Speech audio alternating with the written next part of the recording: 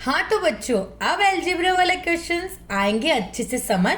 और अब अलजेब्रा वाले क्वेश्चंस को ना पड़ेगी आपको रटने की जरूरत, क्योंकि अब आप आ गए हैं शिव कोचिंग क्लासेस पे, जहाँ पे मैथ्स के क्वेश्चंस को, हर एक क्वेश्चंस को बहुत आसानी से और बहुत टिप्स एंड ट्रिक के साथ बिना रटाए समझाया जाता है। तो स्वागत है आपका मेरी कोचिंग क्लासेस में। तो आज हम पढ़ेंगे क्लास 8 का जो चैप्टर है अलजेब्रिक एक्सप्रेशन, चैप्टर 8 उसका part 4। And it's my suggestion का अगर अभी तक आपने पार्ट 1 2 3 नहीं देखे हैं तो first go and watch them, क्योंकि पार्ट 1 में हमने सीखा है कि अलजेब्रिक एक्सप्रेशन को कैसे जोड़ते हैं बहुत सारी एग्जांपल्स के साथ। पार्ट 2 में हमने सीखा है कि अलजेब्रिक एक्सप्रेशन को कैसे माइनस करते हैं।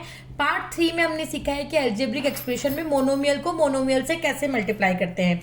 और आज पार्ट 4 में हम सीखने वाले हैं कि मोनोमियल को पॉलिनोमियल से कैसे मल्टीप्लाई करते हैं। तो चलो विदाउट वेस्टिंग टाइम शुरू करते हैं पार्ट 4।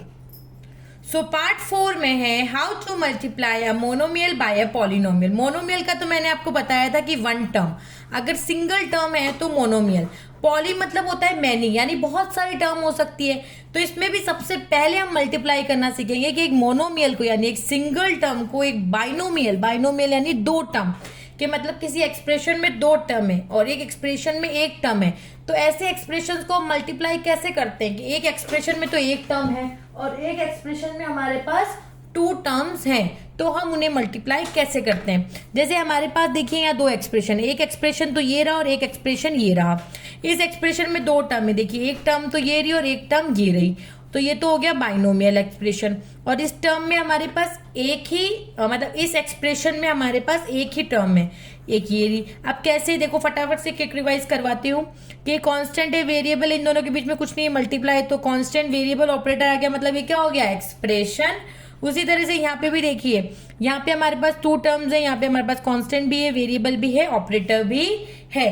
तो आज हम ये सीखेंगे कि एक मोनोमियल को बाइनोमियल से यानी कि सिंगल टर्म वाले एक्सप्रेशन को दो टर्म वाले एक्सप्रेशन से मल्टीप्लाई कैसे करते हैं। तो इसकी बहुत आसान आपको ट्रिक बताती हूँ कि मान लीजिए ब्रैकेट जो है इसको घर मान लीजिए, ठीक है, एक स्टोरी समझते हैं। घर के अंदर दो बच्चे बैठे हैं 5x और 2, और ये बाहर जो है ये पापा है। पापा, अब बच्चे इतने जिद्दी है ना, क्यों बोलते पापा हम दोनों को अलग अलग घुमाने ले जाओ। तो क्या करेंगे, पापा पहले इसको घुमाने ले जाएंगे और फिर पापा ले जाएंगे इसको घुमाने। तो ये स्टोरी से आपको अच्छे समझ में आएगा। तो सबसे पहले पापा कौन है, या 3x जो बाहर बैठे हैं वो सबसे पहले 5x के साथ मल्टीप्लाई होंगे, यानी 5x को घुमाने ले जाएंगे। यहाँ क्या है प्लस, तो यहाँ क्या लिख देंगे प्लस। फिर 3x किसको घुमाने ले जाएंगे, 2 को। किसको घुमाने ले जाएंगे, 2 को। तो अब हमने ये कैसा हो गया हमारा मोनोमियल को मोनोमियल से मल्टीप्लाई करना, जो हमने कल सीखा था। कैसे करते हैं, 3 5 15, x कितनी बार है 2 बार, तो x की पावर 2, प्लस है तो प्लस लिख दिया। ये मोनोमियल को मोनोमियल से मल्टीप्लाई, 3 2 6x। अब देखिए ये तो x स्क्वायर वाला और ये x वाला है, तो ये आपस में जुड़ तो सकते नहीं है। सो दिस इज योर आंसर। चलिए एक और एग्जाम्पल से इसको समझते हैं। यहाँ हमारे पास एक ये बाइनोमियल है यानी दो टर्म है, और एक हमारे पास मोनोमियल है, ठीक है। तो हमें पता है बाइनोमियल को मोनोमियल से मल्टीप्लाई कैसे करते हैं। ब्रैकेट के जो अंदर बैठे उन्हें मान लीजिए बच्चे हैं, तो पापा पहले इसके साथ जाएंगे और फिर इसके साथ जाएंगे, तो ये हो जाएगा 3x इंटू 5y, फिर प्लस तो है ही, और 3x इंटू 2 क्या हो जाएगा 3x इंटू 2, तो 3 5 क्या हो गया हमारे पास 15xy, और ये हो गया 3 2 6x। ये xy और ये x से तो जुड़ेगा नहीं, सो दिस इज योर आंसर। अब देखिए नेक्स्ट, यहाँ पे ये दो टर्म वाला एक्सप्रेशन है और ये सिंगल टर्म वाला, इन दोनों के बीच में कुछ नहीं है, मतलब यहाँ क्या है मल्टीप्लाई। क्या है मल्टीप्लाई। तो यहाँ हमारे फादर ये हो गए और बच्चे ये हो गए, तो पहले इसके साथ मल्टीप्लाई होगा फिर ये इसके साथ मल्टीप्लाई होगा, तो 3 2 ये क्या हो जाएगा 2x इंटू 3x, प्लस ये हो जाएगा 2x इंटू 5xy, ठीक है। तो 2 3 6, x और x कितना हो गया x स्क्वायर, प्लस यहाँ हो गया हमारा 5 2 10, x कितनी बार है 2 बार और y है 1 बार। So this is your answer. ये जुड़ तो नहीं सकते क्योंकि x स्क्वायर y वाला और ये x स्क्वायर वाला है। अब बढ़ते हैं हमारे नेक्स्ट क्वेश्चन की तरफ, जहां हमें इसको इससे मल्टीप्लाई करना है। तो ये देखिए ब्रैकेट के अंदर जो दोनों बैठे हैं दो बच्चे, यानी कि बाइनोमियल है और ये कौन है मोनोमियल, इन दोनों के बीच में कुछ नहीं है, मतलब क्या है मल्टीप्लाई। तो पापा पहले इसके साथ जाएंगे फिर इसके साथ जाएंगे। देखो पापा और बच्चों की स्टोरी से आई होप आपको अच्छे से समझ में आया होगा और लॉन्ग टाइम तक आपको याद भी रहेगा। तो ए स्क्वायर को आप सबसे पहले मल्टीप्लाई करेंगे 2ab से, माइनस है तो माइनस लगा दिया, और फिर जो है ए स्क्वायर को आप मल्टीप्लाई करेंगे किससे, 5c से।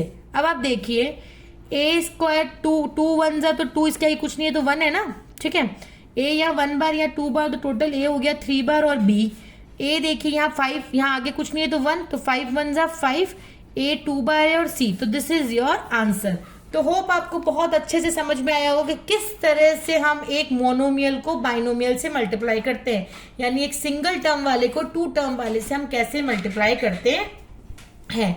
अब इसी के साथ मैंने आपको फर्स्ट लाइन में क्या पढ़ाया था कि मोनोमियल को पॉलिनोमियल से मल्टीप्लाई करना, तो मोनोमियल को बाइनोमियल से तो सिखा दिया। अब मान लो अगर एक टर्म वाला कोई एक्सप्रेशन है उसको 3 टर्म वाले एक्सप्रेशन से मल्टीप्लाई करना है तो कैसे करेंगे। अब यहाँ क्या हुआ है ना, अब ये मानिए कि पहले पापा के पास 2 बच्चे ही थे, अब क्या हुआ ना, बुआ भी आ गई है छुट्टियों में, ठीक है, तो बच्चे भी हमारे पास बढ़ गए। तो अब यहाँ जो ब्रैकेट के अब क्या है ना, यहाँ घर में 2 बच्चे नहीं है, घर में 1 2 3 बच्चे बैठे। ट्राइनोमियल का मतलब क्या होगा, 3 टर्म वाला एक्सप्रेशन। तो यहाँ देखिए ना 3 टर्म है, 1 2 और 3, और मोनोमियल यानी कि ये सिंगल टर्म। तो एक सिंगल टर्म वाले एक्सप्रेशन को 3 टर्म वाले एक्सप्रेशन से मल्टीप्लाई कैसे करते हैं। तो यहाँ हो गए ये हमारे पास, ठीक है, समझ में आ गया 3 टर्म। तो अब पापा को क्या है ना, तीनों ये बहुत झगड़ते हैं बच्चे आपस में, इनको अलग अलग घुमाने ले जाना पड़ेगा। तो पहले पापा इसको ले जाएंगे, फिर इसको ले जाएंगे, और फिर इसको ले जाएंगे।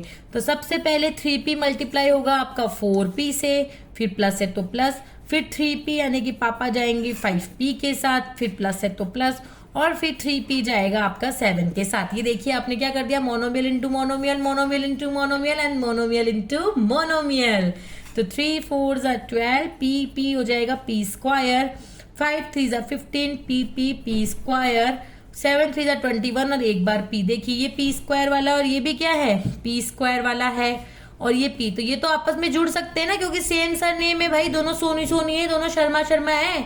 तो 15 प्लस 12 कितना हो जाएगा, 27 p स्क्वायर, 21 p। मैंने आपको बताया था ना सेम कास्ट वाले लाइक टर्म्स जुड़ जाती है। सो this is your answer. And the next question is कि यहाँ पे हमारे पास 3 बच्चे और बाहर बैठे हैं पापा, इनके बीच में कुछ नहीं है, तो यहाँ क्या आ जाएगा, मल्टीप्लाई। तो ये इसके साथ, फिर ये इसके साथ, फिर इसके साथ, तो a इंटू बी, प्लस है तो plus, then a into C, फिर प्लस है तो plus, then a into D, a into B A B, a into C A C, a into D A D. So this is your answer. Hope आपको बहुत अच्छे से ये समझ में आया होगा। अब जैसे थोड़ा सा लेवल वाला क्वेश्चन देखते हैं, जैसे आपको इसको इससे मल्टीप्लाई करना है। यहाँ कितनी टर्म है हमारे पास, 2 टर्म्स है, 1 और 2, और ये क्या है, मोनोमियल। इन दोनों के बीच में कुछ नहीं है, मतलब क्या होगा, मल्टीप्लाई होगा, ठीक है। तो अब हमें क्या करना है, 4p स्क्वायर क्यू को हम किससे मल्टीप्लाई कर देंगे, इससे। तो ये बाहर पापा है, अंदर कौन है, दोनों बच्चे, तो ये इसके साथ, फिर ये इसके साथ, यानी कि 4p स्क्वायर क्यू स्क्वायर किससे मल्टीप्लाई होगा, p स्क्वायर से, बीच में माइनस है तो माइनस, फिर उसके बाद जो आपका 4p स्क्वायर क्यू है वो किससे मल्टीप्लाई हो जाएगा, q स्क्वायर से। चलिए देखते हैं, इसके आगे कुछ नहीं है तो क्या आएगा, 1, इसके आगे कुछ नहीं है तो क्या आएगा, 1, यानी कि 4 1 जा 4, p कितनी बार है, 2 बार, और q 2 बार, और सॉरी p यहाँ 2 बार और यहाँ पे भी 2 बार, तो p आपका टोटल हो जाएगा 4 बार। कितनी बार हो जाएगा, 4 बार।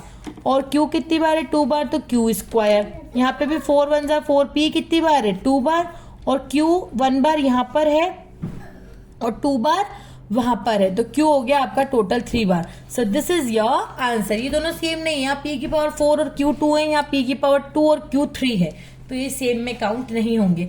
उसी तरह से अगर ऐसे फ्रैक्शन फॉर्म में क्वेश्चन आ जाए तो क्या करेंगे कि जैसे आपको माइनस का 10/, ये तो मोनोमियल को मोनोमियल से मल्टीप्लाई करना है, ये भी एक सिंगल है, ये भी सिंगल है, तो 10/3 को आप मल्टीप्लाई करेंगे किससे, 6/5 से, और फिर p कितनी बार है, 1 बार यहाँ और 3 बार यहाँ, तो p हो गया 4 बार, q 3 बार यहाँ और 1 बार यहाँ, तो q भी हो गया 4 बार। इसको तो मैंने आपको मल्टीप्लाई करना बता रखा है, तो आप सामने सामने वालों को मल्टीप्लाई कर लो, ऊपर नीचे वाले कट रहे हैं तो काट लो, जैसे 3 1 जा 3, 3 2 जा 6, 5 1 जा 5, 5 2 जा 10, नीचे तो 1 1 जा क्या आ जाएगा 1, ऊपर -2 × 2 क्या हो जाएगा -4, p की पावर 4 q की पावर 4, और -4 को अगर आप 1 से मल्टीप्लाई करेंगे तो क्या आएगा, -4 p की पावर 4 q की पावर 4 इज योर आंसर। तो होप आपको अच्छे से समझ में आए होंगे सारे question. Now it's time for practice. अब इतना जब मैंने आपको समझाया है तो प्रैक्टिस क्वेश्चन तो मिलने चाहिए ना। जल्दी से इन तीनों क्वेश्चंस के आंसर आप मुझे कमेंट बॉक्स में बताइए और जल्दी से इन क्वेश्चन की प्रैक्टिस कीजिए। और अगर आपको नेक्स्ट पार्ट चाहिए, पार्ट 5, तो जल्दी से कमेंट बॉक्स में कमेंट कीजिए पार्ट 5। उसमें मैं आपको सिखाऊंगी कि बाइनोमियल को बाइनोमियल से कैसे मल्टीप्लाई करते हैं, बाइनोमियल को ट्राइनोमियल से कैसे करते हैं, ट्राइनोमियल को ट्राइनोमियल से करते हैं। बहुत सारे इंटरेस्टिंग कॉन्सेप्ट आपको सीखने को मिलेंगे। So please subscribe my channel and share with your friends and family and don't forget to comment the part 5, क्योंकि अगर आपको पार्ट 5 जितना जल्दी चाहिए तो कमेंट बॉक्स में कमेंट कर दीजिए, आपको जल्दी से मिल जाएगा पार्ट 5। तब तक के लिए bye bye, thank you, and comment box में इनके आंसर्स आपको जरूर से बताना है। बाय बाय, मिलते हैं नेक्स्ट पार्ट में।